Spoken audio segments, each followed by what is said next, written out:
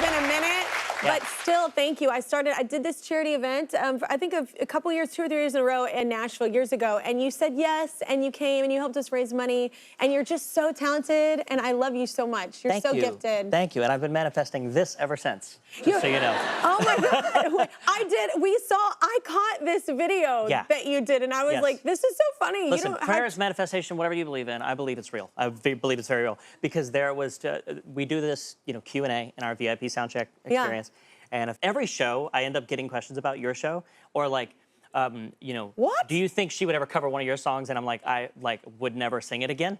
But I also, I manifested it 2 years ago. I was like, I would love to be on the show. I think we have a clip. It's so funny. They showed me that. I'm gonna show you this because I didn't know this even existed until recently. Yeah, it's a real thing. What? Here's the proof. Yeah.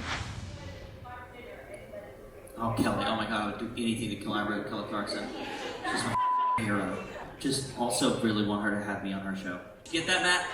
Okay, let's go on TikTok. Kelly, please, let me be on your show. I've been practicing. I'm ready. I mean, of course. I wish I didn't know this was happening. I didn't even know it was happening. Of course. Dude, you're one of my favorites in this. It's like, you literally, I keep saying it, but you're one of the most talented people I have ever come across. Thank you for saying have you that. always, I know on that first record, you played like everything, you dove in. That's so much pressure, especially on someone so young. Have you always been so bold like that? Well, I wouldn't say bold.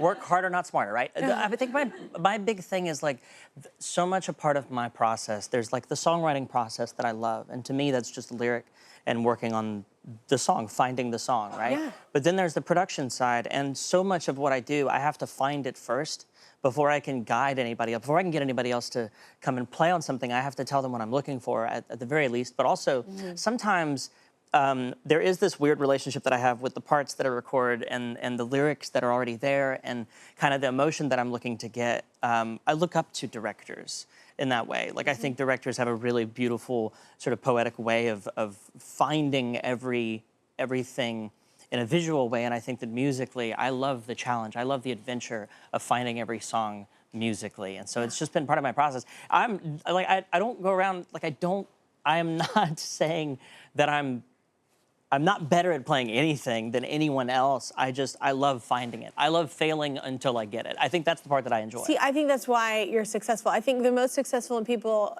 in life, I think they're brave enough to fail. Yeah. I think a lot of people aren't, because I have as well. And it's like, you have to be brave enough to suck. Like, or people to be like, nah. Right.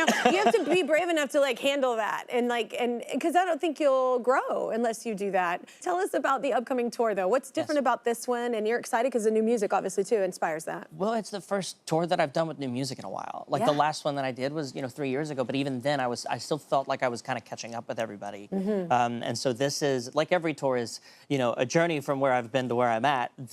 There are so many common threads between this album and my debut album, which was not intentional. I didn't try to do that. I just found it when I was going through this, we made this spreadsheet of a set list, and I was like, oh, wow, there's a lot of sibling music and songs on the debut album that feel like they kind of brought me here, too. And so it's a journey from there to here, highlighting the beginning of the road and then where I am right now with this album. You've described your Evergreen album as a letter from your future self. Yeah. That's an interesting concept. What does that explain? What does that? Well, I had this trilogy. It started with Wild Blue. It was the first album that I made without anybody's approval. I didn't know if the label was gonna let me put it out. They did. And there's songs on it that I didn't think the label was gonna let me put out. They did, but the best things happened when I just said, I'm not asking for anyone's approval. Yeah. And I did this thing called Wild Blue. I did it in my basement. I didn't show anybody or play anything. And then Red Sky was kind of born out of the things that didn't fit onto that list. And I'm a fan, and I feel like you are too, of working on albums without telling anybody. I love the secretive element of keeping a project safe until I know what it's trying to tell me. Well, because it evolves. So you could say something, and then it was just like I was talking to them earlier. What's your favorite thing today? And it's like, well, right now it's this, but I don't know what tomorrow will be. Don't hold me to this answer. Even the idea for an album, it changes, it evolves. Evergreen did that to me because I thought I knew what it was about. Because it's sad. I wrote the song Evergreen. I knew that it was its own chapter.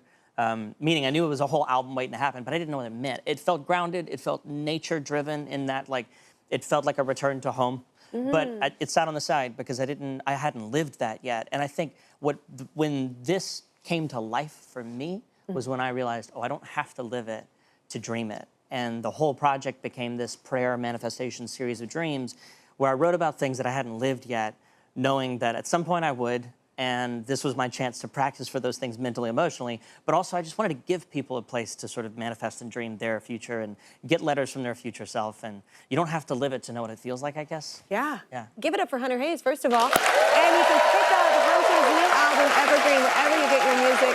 Check him out on tour starting March 25th. Go online for tickets and dates. We'll be right back.